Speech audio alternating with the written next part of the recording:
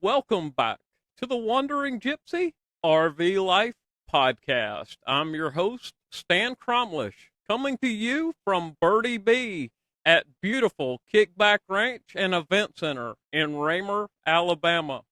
Today, my special guest is a 30-year veteran of television production and the co-host of the RV There Yet TV show, which airs season 5 in July on the Discovery Channel. Welcome, Kevin McCabe.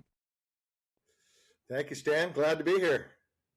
So, you've been in television production for 30 years. 20 of that, you produced a television show that you owned called Addictive Fishing. So, tell me how you got started in television production, Kevin. So actually, I've owned my own business for 35 years, Stan. It's kind of amazing. I just celebrated it here in January, 35 years. I still am pretty amazed at that accomplishment. But it started years ago in college. I went to the University of South Florida. I majored in television production, really had a love for production and all the kind of behind the scenes part of production. And I guess it was 1993, I made a 10-year high school reunion video for my reunion. And a childhood friend that was in the audience saw it. And I think it was a couple years later, he kind of was in the audience there and saw that video and said to his family, and said, I want to do a fishing show and I want Kevin to produce it. And so I didn't know this, unbeknownst to me, they were saying that in the reunion. I guess it was probably a couple of years later, 2 or 3 years later, maybe a little longer than that. He showed up I live here in Tampa Bay. He showed up at my door at my business and said, hey, I remember that reunion video that you did. And ever since then, I've been kind of doing my research. I want to do a fishing show. And I've known this guy since the second grade, lived one street over from me growing up. So really, really good friend. So he and I started a television show in 1999, about 2000 maybe. And we set out to really change the fishing industry. We were kind of, joking around that the fishing industry was kind of boring and people didn't, think it was that exciting. And, he and I kind of had this different edge to us, that we were kind of surfers from Cocoa Beach, grew up in Cocoa Beach, and kind of had that wild edge to us. And so we set out to produce something that was very different in the fishing industry that had ever been done. And 22 years later, we knocked it out of the park. It changed the industry, really motivated the industry. Lots of people got into the television business and the fishing business. We scored our own music. We were the only fishing show that actually had musicians that would play along with the action. And it just created this dramatic take on fishing. And it really was huge sponsors, Signature Series rods, very, very popular show until COVID hit. And we all know that COVID stopped us all in our tracks. And so we were stuck. We couldn't fish. The guides didn't want to fish with us anymore because we didn't know if we were going to transmit the disease. For some reason here in Florida, they closed our boat ramps, which was to us kind of strange. I mean, why not go out and fish and be out in the open air? But they did. So they closed our ramps. And so the show literally stopped. Was big time deals, lots of sponsors. And we didn't know what to do. And so we went to our fishing convention, and I was at the table with Discovery Channel. And Patrice, we tell this story all the time. Matter of fact, Stan, I think we've told it to you, is that we were just in the meeting with Discovery Channel, and they said, well, what are you going to do with your Saturday morning at 8:30 time slot? A very strong time slot for Saturday morning. It was right before Discovery Channel starts their programming at 9. So it was a very good lead in. And I just happened to, I'm one of those people that I threw it out there. And I said, what about a travel show in an RV? And as we all know from COVID, RV sales were really booming at the time. And their eyes got this big and said, man, that sounds like a great idea. Get me a pilot. Well, we leave that meeting and Patrice says to me, what travel show are you even talking about and who's going to host it? So I looked at her and I said, you know what? we're going to host it. I said, I've been behind the scenes for 30 years at the time. I said, I'm ready to come out in front of the camera and do this thing. I can still produce it. I can still host it, and we'll see what happens. And so as you just said, we're filming season 5, Discovery Channel. The ratings are twice as good as the fishing show was. That's what's kind of amazing to me, is that the demographic for the travel series is much broader. Everyone wants to travel, where fishing was very much a male-dominated niche. It was kids, families, but travel is everybody. And so the ratings went up to 250,000 Nielsen-rated homes watch RV There Yet now. So it was a big change for us, but it was for the better. And I think it was probably the best thing I ever did. And I still pinch myself every morning when I wake up. I can understand that. So after 20 years of producing addictive fishing, and by the way, I've been watching your addictive fishing on YouTube, and man, what a show. But what skills transferred into RV There Yet from what you learned with your addictive fishing television show? Well, for me, editing. I've been an editor for 30 years. I've been editing video.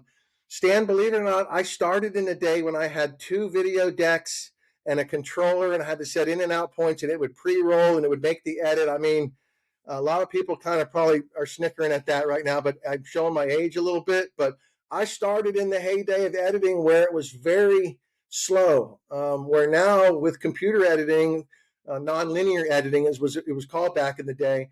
I still love to edit, and I still love choosing the right soundtrack, the music. I think I'm a product of the MTV generation. I was in high school when it started, and I'm a big fan of music.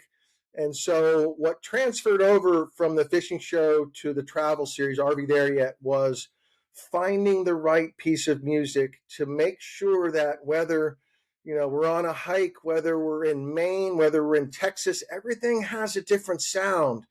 And so Pensacola, one of my favorite shows is Pensacola. When you watch Pensacola or Myrtle Beach from this last season, season 4, it feels like you're at the beach. The tracks that we've chosen for the music make it feel like you're at the beach. And so that's really one of my favorite parts about the editing process, because Patrice and I still do the editing. We're also the hosts.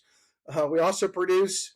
We also do all the sales, but we also do the editing. So we still are a very small business that is pulling this show off at a very high level. We have 3 camera guys that they don't travel with us, but they meet us on shoots. They film everything for us, and then they copy it to a hard drive. And then now it's Patrice and I's job to get back here to the studio and edit it. And that's still my favorite part for sure.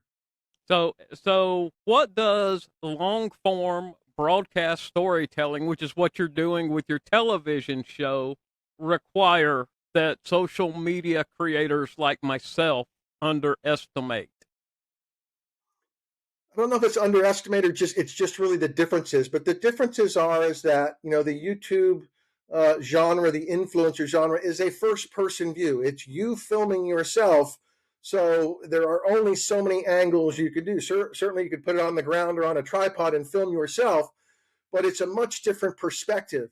The RV show, RV There Yet, is about the third person. It's from a bird's eye view, or it's from an onlooker's point of view. It's that view of what are we seeing, and that's what I always tell my camera guys. Matter of fact, I just edited an episode working on it this week from Pennsylvania. We went down in a cave, and I'm screaming at the TV going, why are you filming me? Because it's not about me. This show is about what we're experiencing and what we're seeing, so that I can inspire people that are on their couch or in their RV to go see these places. And so that's the real difference, I think, of the long form is storytelling. I've been telling stories on television now for, like you said, over 20 years. And I just love the storytelling process. I watch YouTube occasionally. I don't watch a lot of it. And it's very much just one person talking to me, and which is fine. It's its own format. But television is a much different format. It's storytelling, it's music, it's cutaways. I love the fact that we use lyrics for the first time in my career with this show. I've been wanting to use lyrics in a production for many years, since the MTV days. And in this show, Are We There Yet?, we're able to use lyrics and just shut up and allow the lyrics to help tell that story. And so that's really, for me, the difference from the social media style of that first person is the storytelling from a third person with three different camera guys capturing everything that we're seeing. Okay, so that I am a one-person traveling show, and Yes, I do. it's kind of, I'm figuring out editing. Thank you, Kevin McCabe, for teaching me DaVinci Resolve.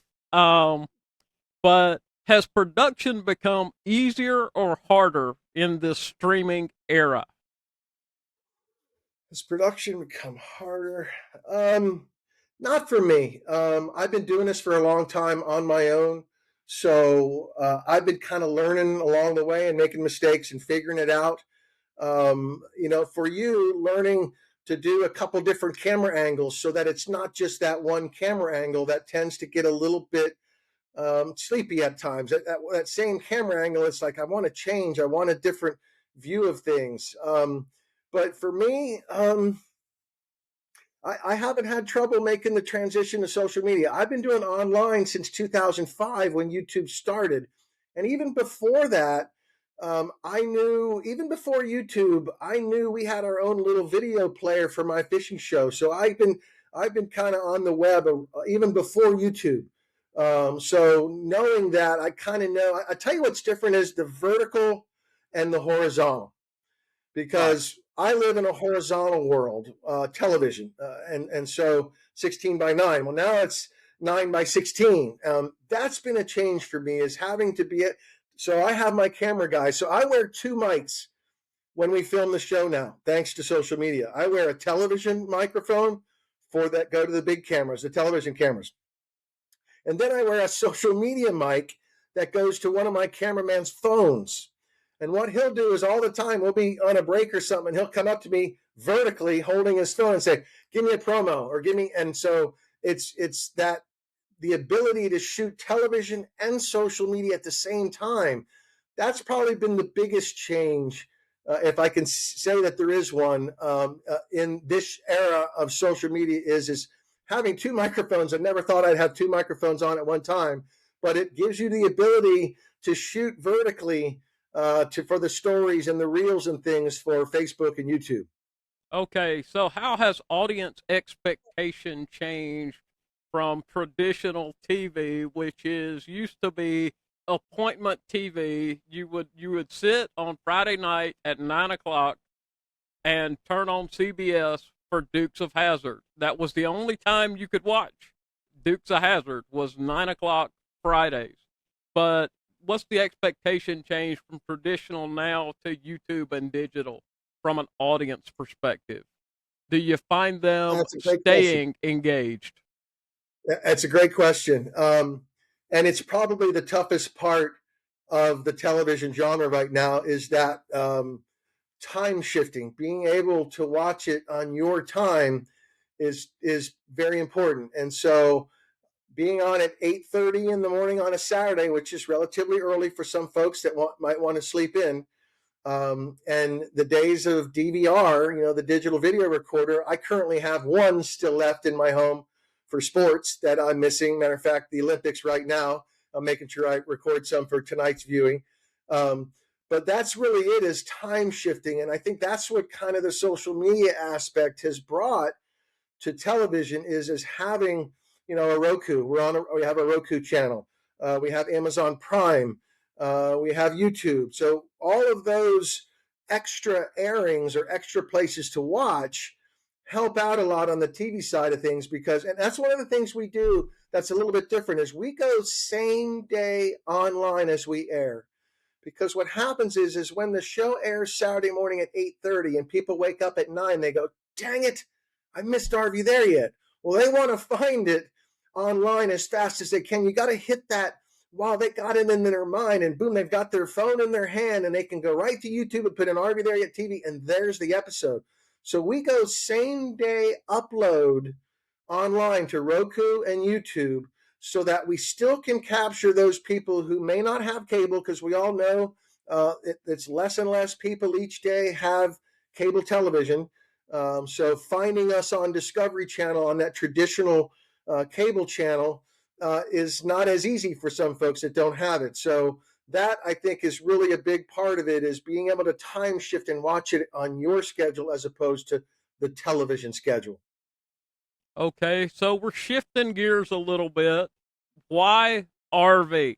After decades in fishing television, why did you pivot into the RV lifestyle space? I believe we heard this earlier that it was COVID that made the change for you. Well, we were RVers. So the fishing, when we were doing the fishing show, we went to all over the country, from New York to Texas, to go on the trade show circuit. And so we got an RV, a 38-foot Itasca Sun Cruiser was our first RV Patrice and I got. We love control. We're not fan. My wife does not like to fly planes. It's just something that, I mean, she's a Rain Man when she gets in that seat. And so I wanted to do something to help her out with that fear of flying. Hotel rooms, not a fan of hotel rooms, not a fan of rental cars. So we got an RV very early on for the fishing show. And Patrice and I fell in love with it, absolutely fell in love with it. But the problem was Patrice couldn't drive. She was that 38-footer. I was the only one driving that thing. And she wanted nothing to do with the driver's seat. So once COVID hit, we kind of got the bug again to get back in the RV, and the fishing show had stopped. So I said, well, why don't we trade this big Sun Cruiser in for something smaller, and we teach you how to drive, and then maybe you'll kind of get a renewed interest in RVing, because we had kind of lost interest as the fishing show started to wane a little bit. So we went and got a 26-footer. I turned in the big one, and I got a 26-footer. And the rest is history. I taught her how to drive. I took her down to a mall. We went around the mall, and she just fell in love with driving. She doesn't do real well in the passenger seat either. You know, trying to look at the phone and navigate, you know, the map and where we're going to eat or the gas stop. She got a little car sick in that passenger seat. So that was a problem. So once I taught her how to drive the 26-footer, we got really back into the RV space. And then when we decided to do the show, Patrice and I have been Winnebago owners since 2000. I mean, God, when did we get that one? 2004. We had the Sun Cruiser. So we went to the Tampa RV show, the first year of this show. And the first year of the show, we're in that little 26-footer. Matter of fact, go to the Facebook page right now, and we're actually archiving, showing for season 1.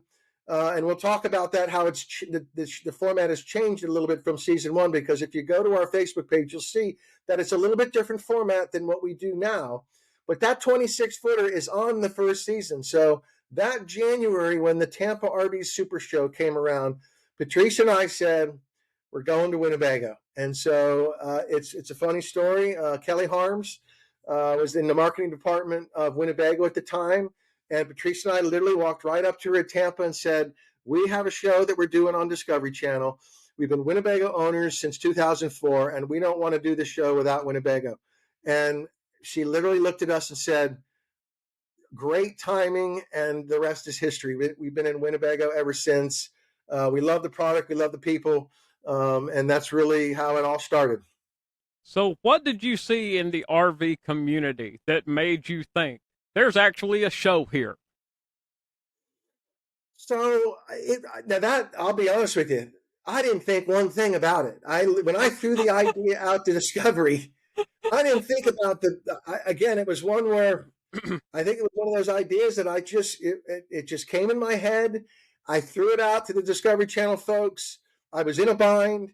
But what's been great about it is it really, and I'll give you a perfect example. Patrice and I now do a seminar series, and for the last month, we've been in a rental car in hotel rooms, and we are literally miserable, absolutely miserable, sick, not feeling well, got the whole cold. I mean, it has been a month that has gotten us to where we're like, I can't wait to get back in the RV here in March when it warms up and we head back out on the road. So it's one of those things that I didn't really look at the demographic when we went to do the show. It just was, here's an option. Let's go take a left turn and go this way. And it's been fantastic. The people have been unbelievable, friendly. I mean, we talk about it's the only place you can actually walk around in your pajamas with a bag of dog poop at a campground and meet people, because it's true. We love RVers. They're all very like-minded people. We love the outdoors, and it has been wonderful getting to meet all the people along the way. So, something that is on my mind, and you know it probably as well as anyone, it is the pressure and the mindset that sometimes happens in the RV life. And in your case, network deadlines, rally appearances. How do you stay level, Kevin? It's a great question, Stan. It's probably the toughest part of my job. Um, Again, I'm still a producer. The hardest part is before you see me on television, I'm calling shots and telling camera guys to get there and make sure you're focused and make sure you're irised. I mean, it is so difficult for me to be a producer, but then all of a sudden turn around and be the guy on the camera. And you'll see it that I'm still learning. My wife is a natural. She's the star of the show. She's hilarious. I spend most of my time laughing at her jokes. She just cracks me up. But that's the hardest part for me on the production side of things, is to still be a producer, because I'm hardcore. I've been doing this 35 years. So I'm a tough boss. I mean, I want perfection. Like I was saying, I was editing this cave segment, and and again, I can't see what they're shooting. I can't see what they're filming. They're on their own. I try to call the shots, but we're in a live situation. They're on their own. And so there are times I get back in the edit suite and I'm like, man, we didn't get what we should have gotten because I wasn't able to see it. So that's the toughest part for me, is being on camera, but also being behind the camera literally 2 seconds prior to yelling action. Right. But like you said too, the seminars for me, we've just started our national seminar series this season. We've been waiting to do that. We were very successful with that on the fishing side of things. Is that I love to share our passion of RVing and our knowledge. And with your books, Rolling Smooth, I mean, you've got some great books that people need to read to learn about that mindset. Is that you've got to make mistakes to learn. I mean, that's just the nature of any industry, whether it's RVing or fishing or whatever. And so I just love, now that we're doing the seminar series, I love to meet people and teach them all the things that we have made mistakes. Yeah, I mean, it's for you. It for me. I am director, producer, and on-air host. You are Yep. director, producer, and on-air host, but you have the benefit of cameramen that I don't have. So, what does professional composure look like after 30 years producing and directing these two shows? Well, I learned young. I've been doing it my whole life, so it's kind of prepared me for this situation. I think it's the toughest part of the YouTubers and the influencer world that you're in, is that looking into that camera and feeling comfortable with it. I still am not comfortable with it, but I've been doing it for so long that it comes second nature to me. I actually do better, I think, live at seminars than I do on the show. They say when I'm filming, hold your mouth right. I'm amazed that, like, you have to think about your mouth. A lot of times I'm going, I'm just got my mouth hanging open because I'm amazed at what I'm looking at. You don't realize that little piece of information is, you don't realize when you're standing there and Patrice is talking, is you've got to look a certain way. I mean, you'll see on I just noticed it on an edit yesterday. I'm like, what am I doing? My mouth's like, my mouth's wide open. So You're at again, all. it's always a learning process, and just know that you're going to get better every time. Every time you'll get better. The next one is better. You learn. You have to watch yourself. I mean, it's amazing to me that when I do my edits, when I see the person on the television I'm editing, I don't look at it as me. I look at it as a character that I'm editing. And so I got to make them look good, and what's the best shot and what's the best angle. And so it's funny to edit myself, because you're like, that's me. It's still, like I said, I pinch myself a lot because I'm in the edit suite and I'm like, that's a beautiful shot, or look at that, how that turned Right. out. I mean, it's hard to know because you don't know till it's done, till you hit stop on the record button, what it's going to look like because you're on camera too. Yeah. I mean, I'm on camera, and then I hate watching myself on TV. I do, but It takes some so getting used to, for sure. it And I does. tell you, the It toughest part for people that are doing it out there, your voice. It's my wife will tell you, she's still uncomfortable with her voice, but it's just one of those things that's our voice. I mean, there's not anything we really can do about your voice, but it's one of the most uncomfortable things when you're starting out is that's what I sound like. Yep. Yeah, yeah. Stan sounds like a hick from South Alabama. But that's what I like about it because it's real. It's real. That's great. Yeah. So, has RV life slowed you down or just changed the type of stress you deal with on a regular basis, Kevin? RV life has slowed me down quite a bit, Stan. I don't I sleep better in my RV than I do at my home. There is nothing better than filming a 10-hour day and knowing that I'm going back to my RV to sleep because I know I get a great night's sleep. Um, I love shutting the door of my RV. There's a certain security you get. There's a certain freedom when you close that door. I don't know. I don't know what it is. Um, it's your house, your kitchen, your bathroom, your bedroom. It's all with you all the time.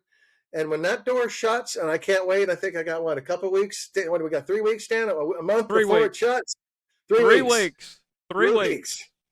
I'm counting the days. I actually have one more seminar. We're heading up to Pennsylvania here next week to do another seminar series up there in Harrisburg, Pennsylvania. But I literally am counting down the days before I get into my RV for my next run. And I got a full month and a half planned. So I'm excited. Good deal. So, what advice would you give someone like me who wants longevity in this space? Good question. Find your niche, and I know Stan, you're finding your educational niche.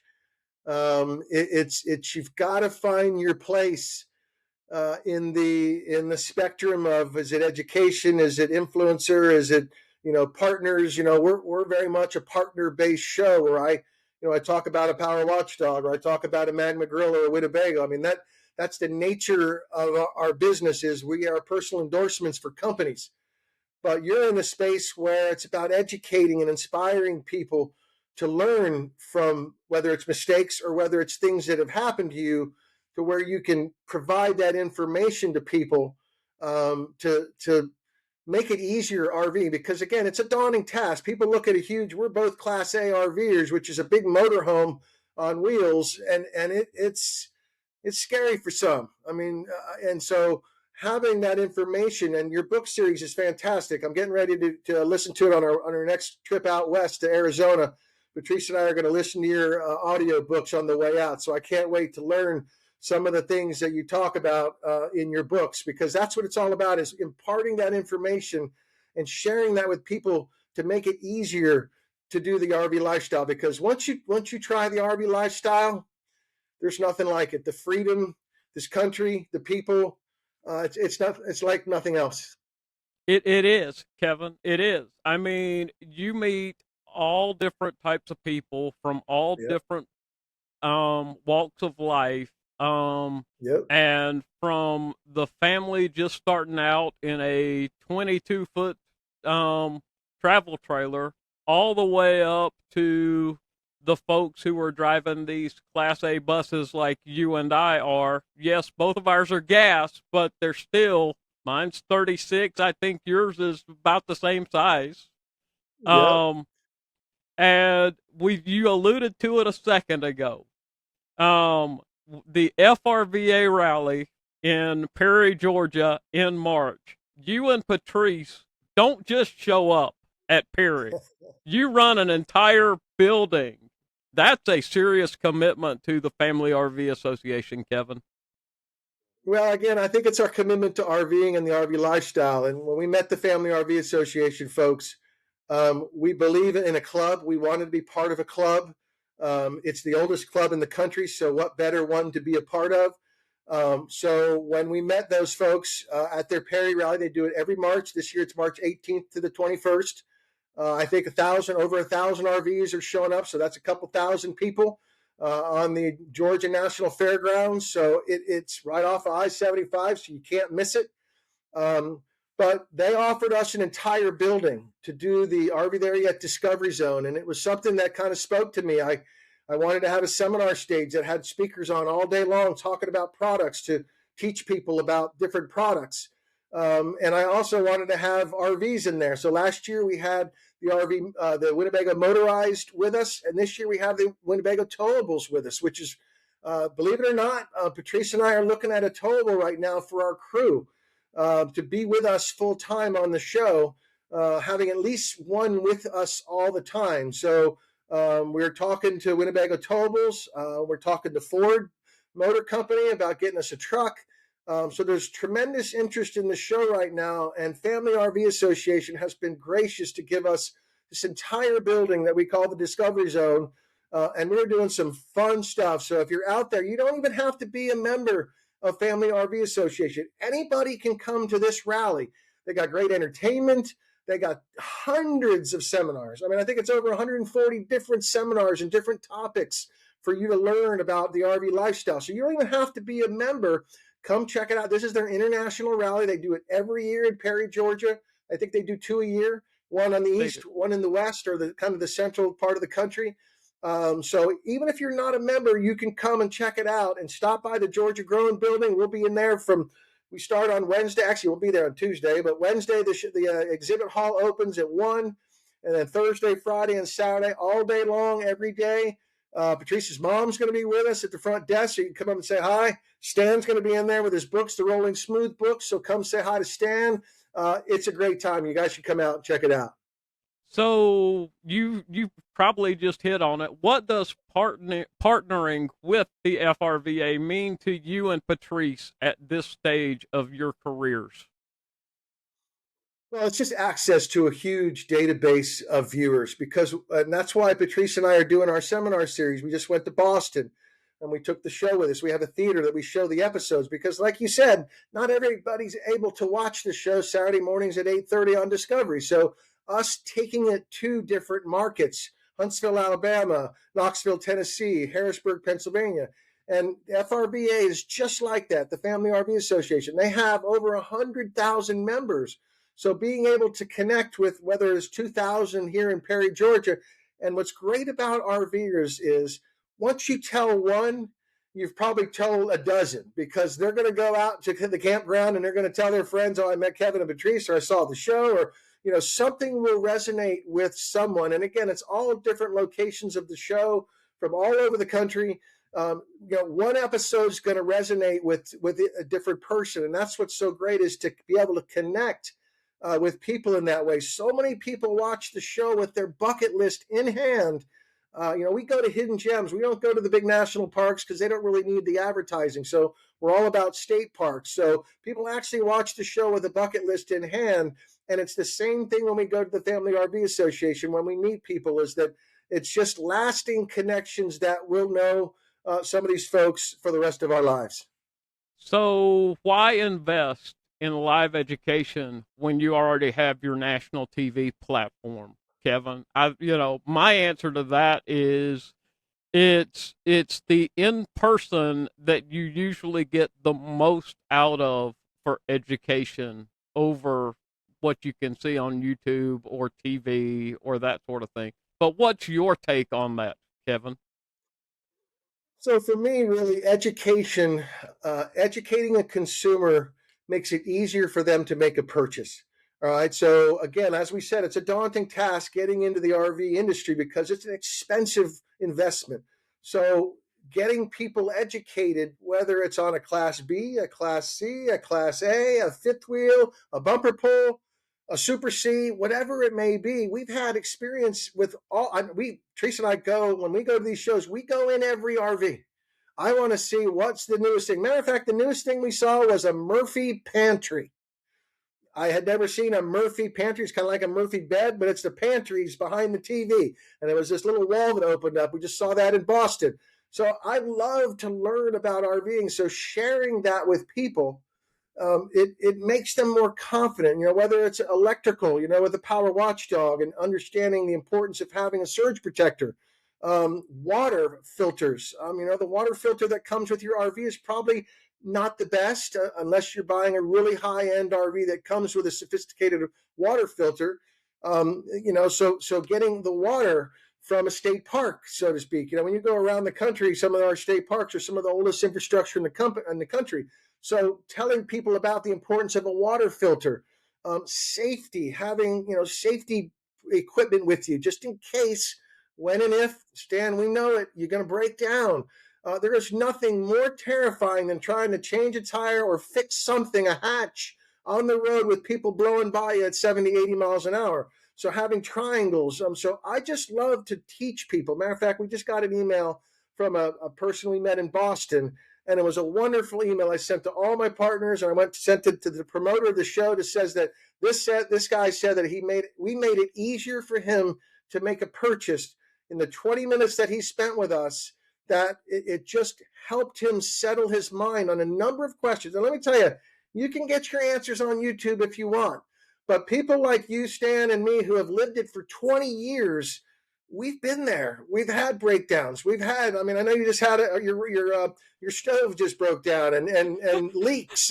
All of these things that could happen, you and I have already been through it. So educating people is just a part of our business model that helps educate people to make it easier to make a purchase.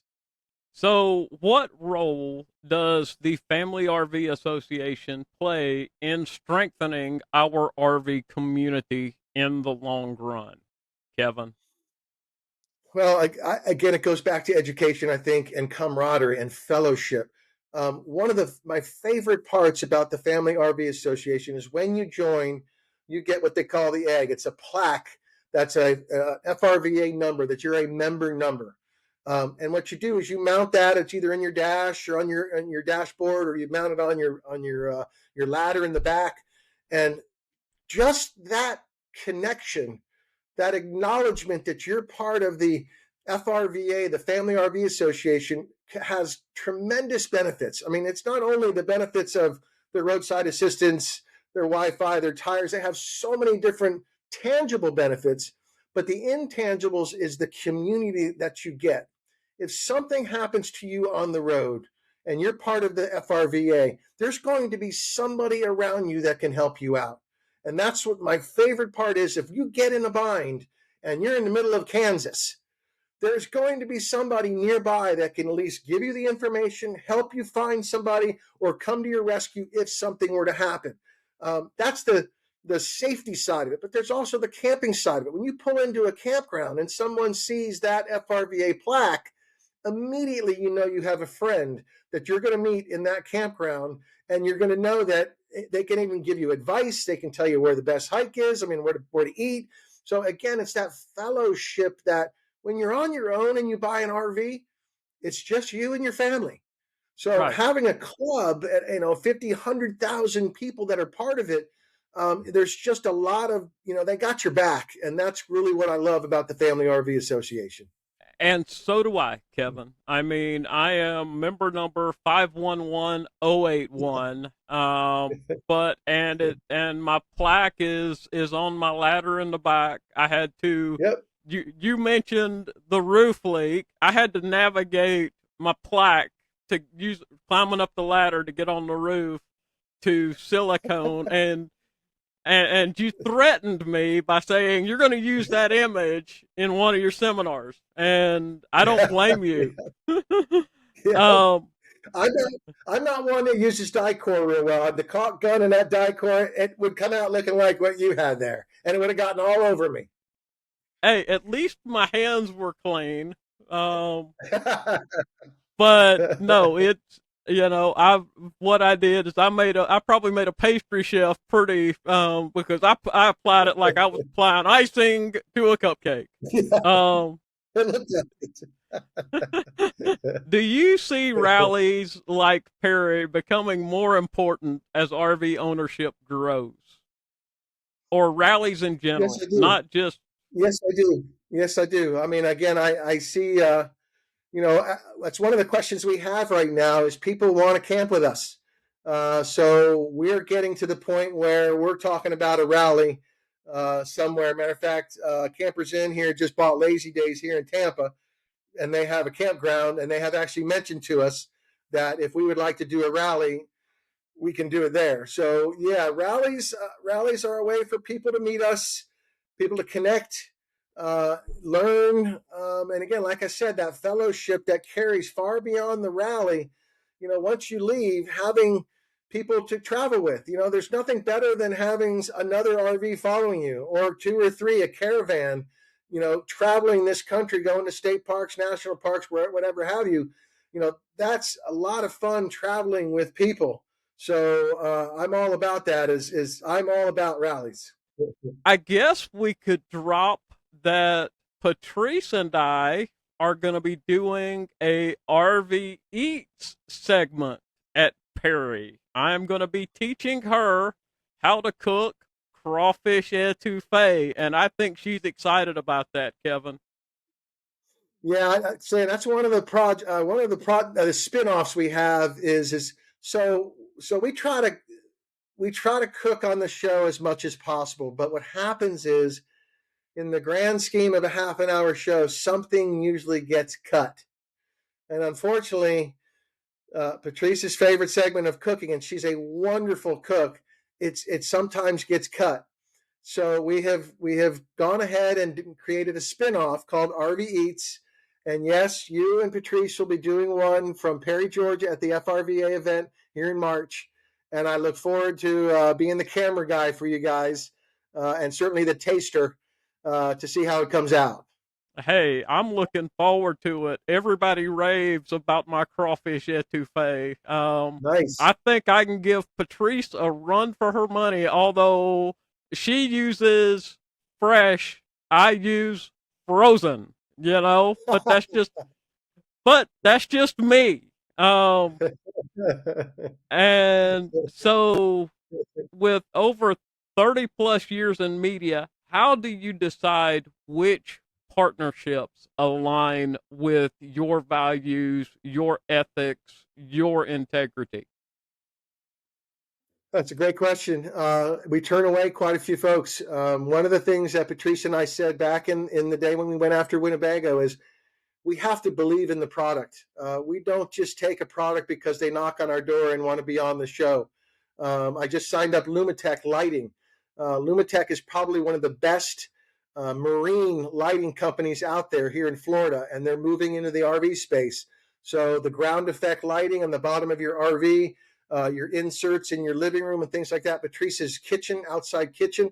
We're going to be moving to Lumitech Lighting. And it took me, it was one of those things that was like, okay, lighting, and it had to be the right company. And Lumitech is the right one. So it's important for us to find the right partners. Blue Ox. So we just put a show on Facebook this week, our second show we ever produced, called Not Just Cows and Corn, from Nebraska.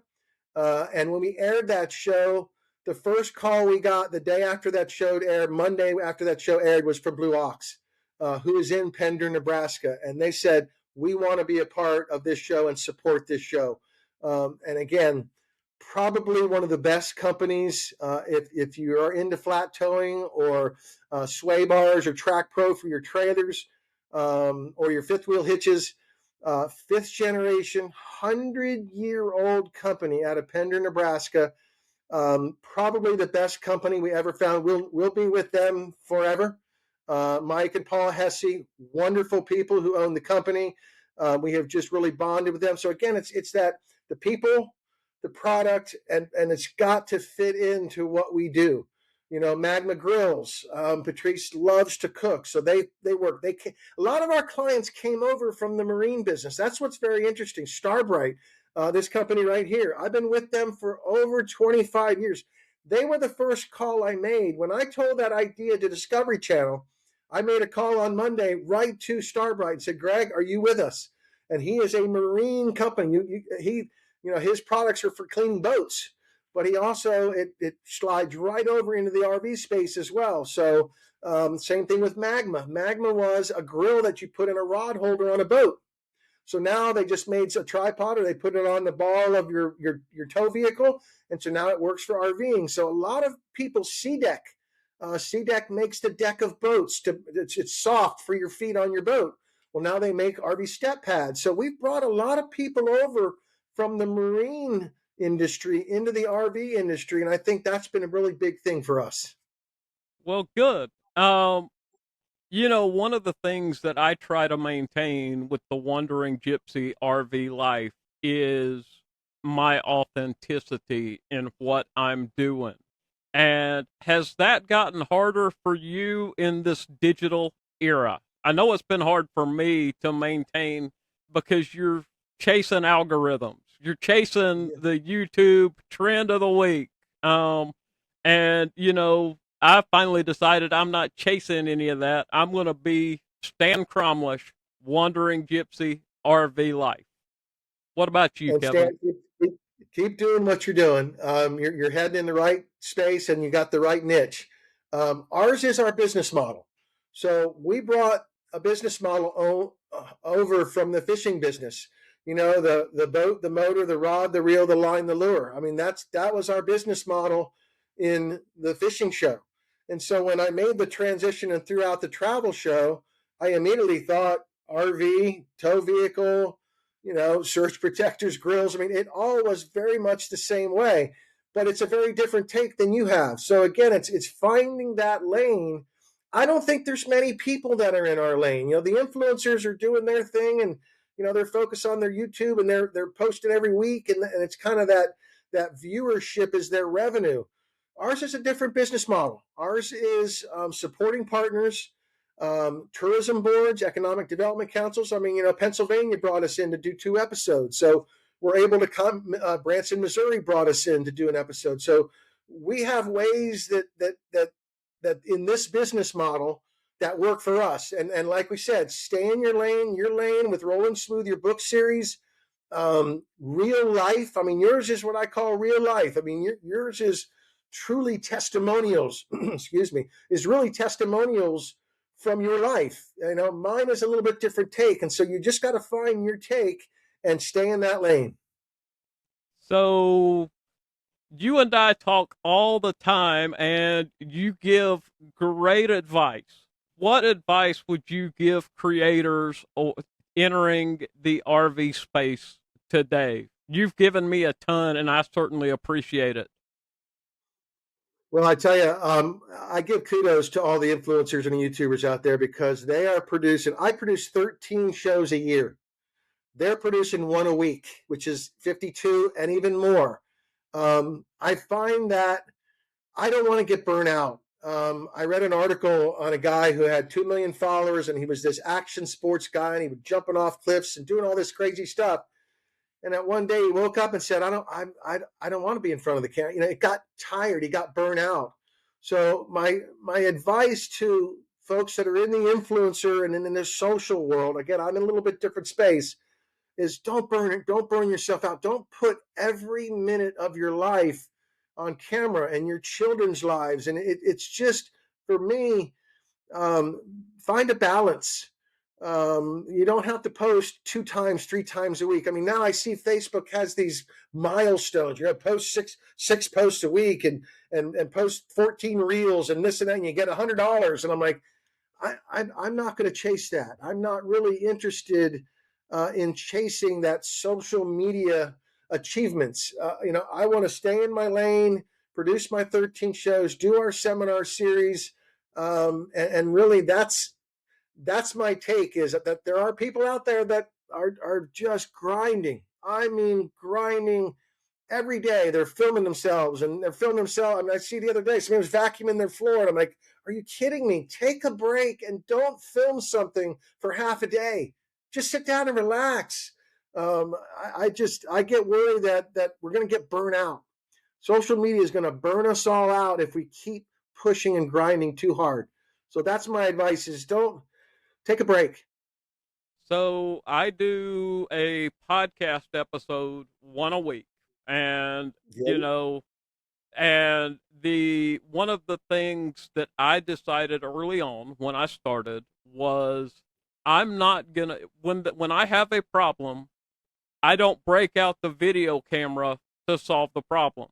I solve the problem and then tell the story, because in that moment, when if you're thinking about the camera, if you're thinking about what you're going to say, you're going to end up screwing up something somewhere. So I would much Yeah. rather, I took pictures of the roof, took pictures of the leak, but I didn't film it because that's not my lane. My lane is decoding it after it happens and telling the story that keeps me rolling smooth. Yep. So, final question. You've had a 30 plus year run in television. When you look at RV There Yet and the work you're doing with the FRVA now, what legacy are you trying to leave? Uh, by far, hands down, to inspire people to see this country. Um, I have been blown away, and I say this a lot. I've learned more history filming this television show than the previous 20 years of high school and college. I get out there and learn the history, walk the battlefield to learn, Civil War history by going to where it happened, or the military history by going to a Marine museum. That for me is my favorite part, is that inspire people to get off the couch, meet the people of this beautiful country. Yes. And I see your beautiful CDI painted red, white, and blue coach behind you. No, that's not it. That's not it. That's the old one. That's the old one behind you? Yeah, Behind you? that's the distance. Yeah. Yeah, I don't have my backdrop. It's up in Harrisburg, Pennsylvania for the next seminar. But yeah, if you come Sorry. to, excuse me, if you come to Perry, Georgia, March 18th to the 21st, you can see it in person. But yeah, so another thing is that this year is America's 250th birthday, the semi quincentennial birthday of our country. You can't get any bigger. I remember 1976 back in the day was the bicentennial. Well, this one's even bigger. And so last year, when we were at CDI doing a factory tour, I had this, once again, another crazy idea. As I was walking out of the factory, I said, Patrice, what if we could make a red, white, and blue RV? I mean, that would be just really cool. I would love to do, some of the America 250 celebrations that are going to happen, because we're working every day to try to get, whether it's the White House, whether it's on some national TV that does stuff here come June, right before the big celebration. We'd love to get some national attention. But our Winnebago this year is red, white, and blue. We call her the Patriot. She's absolutely beautiful. You got to check it out if you get a chance to see it. I've seen her. I saw her at Gear in Myrtle Beach. I will see her, and I saw her at your place when Patrice cooked me a wonderful dinner right before Yep. the Tampa RV show. But Yep. Kevin, thank you so much Yeah, man. for joining us. Well, I will say, if people want to find RV There Yet TV, go online and search RV There Yet TV. Unfortunately, there's now a video game called RV There Yet, and if you don't put the TV at the end, you won't find us. So make sure when you're searching on Google or wherever you do your searching, look for RV There Yet TV, and we will come up and make sure you watch the show, and send me an email and tell me what you think. So I meant to ask you, how can people find you, Kevin?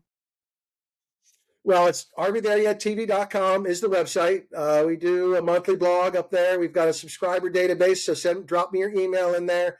You can get on our database to kind of know where we're at. On YouTube, it's RV There Yet TV. On Roku, it's RV There Yet TV. On Amazon Prime. So again, find us Facebook, Instagram, all the socials. Just check out RV There Yet TV. Great. You said you were going to Harrisburg this week or next week?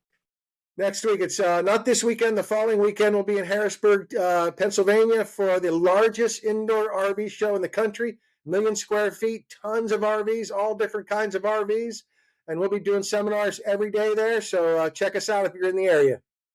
Great. And looking forward to seeing you and Patrice in Perry, Georgia. Kevin, Thanks, Stan. thank We you appreciate it. again. Yep. Thank you. Yep.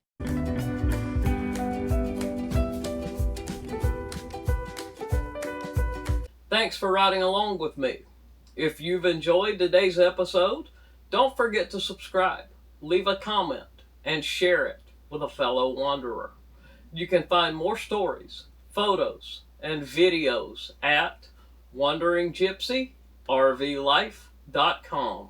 And before I sign off, I want to give a quick shout out to a few folks who help keep this podcast rolling.